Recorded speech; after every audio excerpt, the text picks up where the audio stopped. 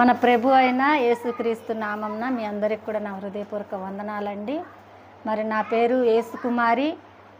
మరి దేవుని కృపచేత నన్ను దేవుడు రక్షించుకొని ఉన్నాడు. నేను మరి ముస్లిమ్స్ కుటుంబం నుండి దేవుడు నన్ను రక్షించుకొని ఉన్నాడు. నా పేరు షేక్ నాగూర్బీ. మరి మాది హైదరాబాద్ ప్రాంతం అండి. మా జీవితంలో ఎన్నో అద్భుతాలు ఆశ్చర్యములు దేవుడు చేస్తున్నాడు. అయితే దానిలో నేను ఒక్కటే సాక్ష్యం చెప్పాలనుకుంటున్నాను. మరి మా పాప జీవితంలో ఎంతో అద్భుతం దేవుడు చేస్తున్నాడు. మరి పాపకి ఇప్పుడు 15వ సంవత్సరము. మరి 5 సంవత్సరాలు ఉన్నప్పుడు ఒక సంఘటన పాప జీవితంలో జరిగిందండి. ఆమె మరణమును సవి చూసిందండి. అది ఎటువంటి మరణం అంటే నేను చెప్తాను. మరి పాప మరి ఉదయకాల సమయంలో పాస్టర్ గారు మరి సేవింగ్ చేసుకుంటున్నారు.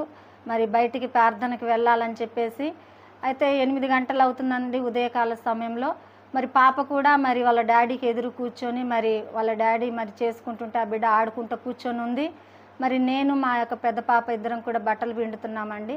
అయితే అది మే నెల అయినందున మరి స్కూల్స్ అన్నీ కూడా మరి బంద్ సెలవులు కాబట్టి మరి మా ఇంటి ఎదురు చిన్న గ్రౌండ్ ఉంది. మరి ఆ గ్రౌండ్లో మరి పిల్లలు కొంతమంది బాల్ ఆడుతున్నారు. బాల్ ఆడుతున్నప్పుడు మరి ఆ యొక్క ఏగంగా వాళ్ళు బాల్ కొట్టినప్పుడు అది వచ్చి పాప హార్ట్కు తగిలిందండి. మరి అది ఆ బాల్ అయితే మరి ప్లాస్టిక్ బాల్ కాదు, అది మామూలు బాల్ కాదు, అది కార్కు బాలు. కార్కు బాల్ అంటే మరి ఇనుపు రాడ్ కంటే కూడా చాలా బలంగా ఉంటుంది. మరి అది తగిలింది. తగిలంగానే వెంటనే మరి ఆ బిడ్డ యొక్క హార్ట్కి వచ్చి తగిలింది. తగిలినప్పుడు మరి పాస్టర్ గారు మరి ఆ తగలటము మరి ఆ యొక్క స్పష్టంగా విన్నారండి. ఆ యొక్క సౌండ్ విన్నారు. వినినప్పుడు పాస్టర్ గారు ఎవరెవరని బయటికి పరిగెత్తారు.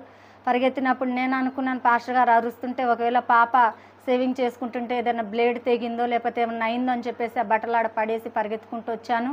పరిగెత్తుకుంటూ వచ్చినప్పుడు పాప వాళ్ళ డాడీని మా వైపు చూస్తూనే పడిపోయిందండి. పడిపోయినప్పుడు మేము పాపను తీసుకొని ఏడుస్తున్నాము. ఏడుస్తున్న సమయంలో మరి పాస్టర్ గారికి ఏం అర్థం కాలేదు.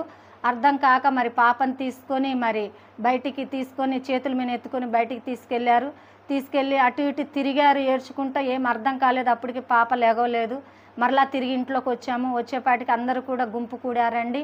మరి మా బంధువులు ఆ యొక్క గ్రామంలో ఉన్నవారు అందరూ కూడా మరి వచ్చేసారు. ఇల్లంతా నిండిపోయింది. నిండిపోయిన తర్వాత మరి పాస్టర్ గారు నేను బాగా ఏడుస్తున్నప్పుడు మరి పాస్టర్ గారితో దేవుడు ఒక దేవుని స్వరం మాట్లాడిందండి. మరి దేవుని స్వరం చెప్పి ఉన్నది, నువ్వు బాధపడకు, నువ్వు చింతపడకు, ప్రార్థన చేయి, నీ బిడ్డను నేను లేపుతానని చెప్పేసి దేవుని స్వరం స్పష్టంగా విన్నారండి పాస్టర్ గారు. వినినప్పుడు వెంటనే నేను ఏడుస్తుంటే నాతో చెప్పినప్పుడు అంతకుముందు నేను ప్రార్థన చేస్తున్నప్పుడు ఒక దర్శనం నేను చూశానండి. అది ఎటువంటి దర్శనం అంటే చూడండి, మనం ఏ దైవజనులైనా ఇష్టపడి చక్కగా మరి ప్రేమిస్తామో లేదా ఆ పాస్టర్ గారు మనం ఎక్కువగా ఇష్టపడతామో మరి ఆ పాస్టర్ గారి ద్వారా కానీ మనం ఇష్టపడే వ్యక్తుల ద్వారా కానీ మరి దేవుని యొక్క ఆత్మ ద్వారా దేవుడు మాట్లాడి మనల్ని ధైర్యపరుస్తారు అన్నది నేను చూశానండి. మాకు యేసన్న గారు అంటే మా ఆత్మీయ తండ్రి, మేము చాలా ఇష్టపడతాం ఆయనని. అయితే ఆయన రూపం నేను చూశానండి. మరి ఇంటి బయట మరి ఆ యొక్క పాస్టర్ గారు అంటే యేసన్న గారు, తర్వాత దేవుని యొక్క ఆత్మ, మా పాప కూడా అక్కడ ముగ్గురు నిలబడి ఉన్నారు. నిలబడి ఉన్నప్పుడు యేసన్న గారి చేతిలో మా పాప చేయి ఉన్నది. ఆయన పట్టుకొని నిలబడినప్పుడు నేను ఆ దర్శనం చూస్తున్నాను. అయితే పాస్టర్ గారు ఏం చేశారంటే మరి ప్రార్థన చేయటానికి మరి ప్రయత్నం చేస్తున్నప్పుడు ఆ నోరు కూడా మరి రావట్లేదు. మరి ఆ ఊరిలో గ్రామంలో ఉన్నవారు మరి మంత్రసానిలు అంటే మరి డెలివరీ టైంలో మరి మంత్రసానిలు అంటే కాన్పులు చేసేవారు ఉంటారు. అయితే వారు ఏం చేశారంటే పాప నాడి పట్టుకొని మరి చూసినప్పుడు ఆ పాప చనిపోయిందని చెప్పేసి వారు చెప్పేశారండి. చెప్పేసినప్పుడు మాకు ఏం అర్థం కాక చాలా ఏడుస్తున్నాం. దుఃఖ కాంతులై బాగా ఏడుస్తున్నప్పుడు నాకు ఒకటి గుర్తొచ్చిందండి.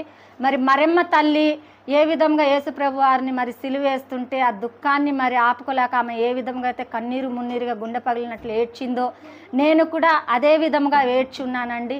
ఆ శ్రమ, ఆ కష్టము నేను కూడా అక్కడ అనుభవించాను. చాలా బాధపడి మరి కన్నీరు మున్నీరై గుండెలు బాదుకుంటూ ఏడుస్తున్నప్పుడు మరి దేవుడు చెప్పి ఉన్నాడు, నేను నీ బిడ్డని లేపుతానన్న మాటని మేము జ్ఞాపకం చేసుకొని మరి ఆ జనాల మధ్యన కూడా మేము దేవుడు చెప్పినది చేయాలని చెప్పేసి ఏం చేసామంటే దేవుడి మీద నమ్మకము ఇష్టపడి ఆశపడుతున్నాం కాబట్టి దేవుడు ఆ యొక్క ఆశను తీరుస్తాడు అన్న ఆ విశ్వాసంతో మేము ఏం చేసామంటే మరి పాప నోరు ఇట్లా పేరాయలేసి ప్రార్థన చేశాము.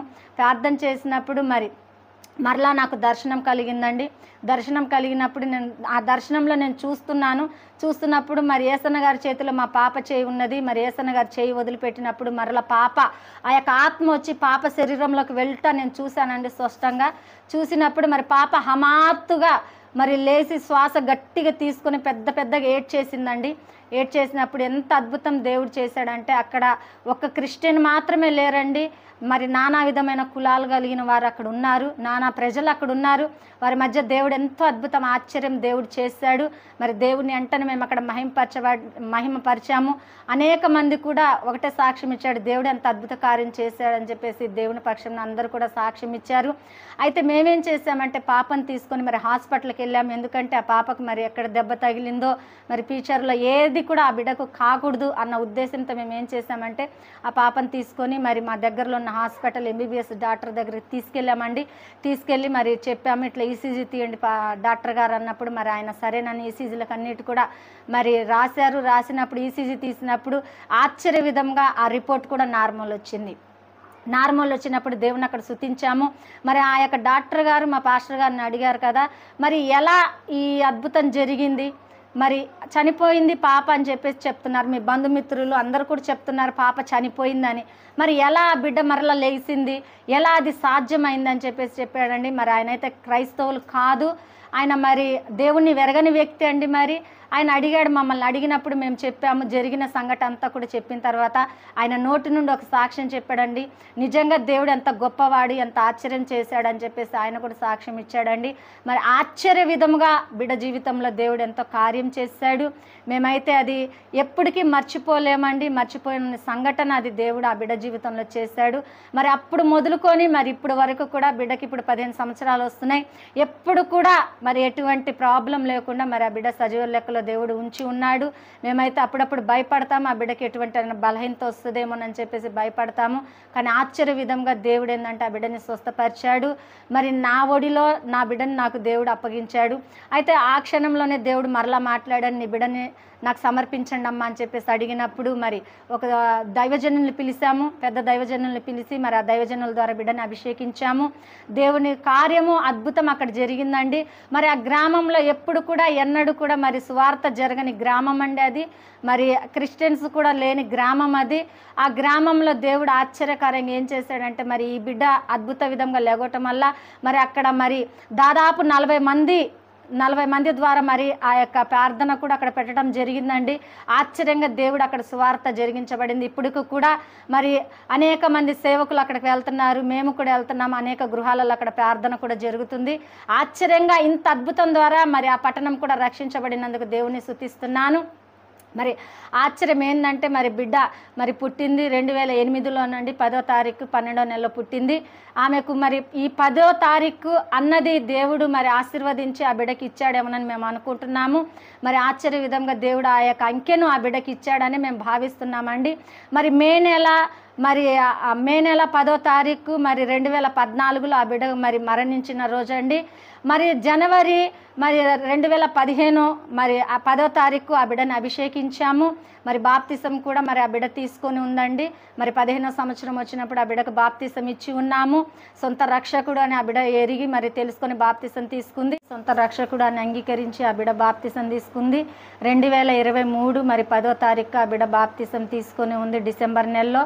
మరి ఆశ్చర్యంగా ఈ 10 అన్న సంఖ్య ఆ బిడ్డ జీవితంలో ఎంతో అద్భుతం చేస్తున్నాడు. ఆ బిడ్డకు కూడా మరి 10 అంకె అన్నది మరి ఆ బిడ్డకు కూడా మరి ఎంచుకొని ఉన్నది కాబట్టి దేవుడు ఎంతో ఆశ్చర్యకార్యం చేశాడు. మీరందరూ కూడా మరి ఈ యొక్క సాక్ష్యం విన్న ప్రతి ఒక్కరి జీవితంలో కూడా దేవుడు ఇంత ఆశ్చర్యకార్యం చేస్తాడు. నమ్మిన వెడల సమస్త కార్యములు మీరు చూచెదరు అని చెప్పేసి లేఖనాలు సెలవిస్తున్నట్లుగా మనం నమ్మితే చాలండి. దేవుడు ఎంత అద్భుతాలైనా చేసే దేవుడు మన దేవుడు కాబట్టి మీరందరూ కూడా ఈ సాక్ష్యం చూస్తారని, బలపరచబడతారని, మీ కుటుంబాల గొప్ప ఆశీర్వాదం దేవుడు ఇచ్చునుగాక, కలుగునుగాక అని దేవుని మహిమపరుస్తూ ఈ సాక్ష్యం ముగిస్తున్నాను. ఆమేన్.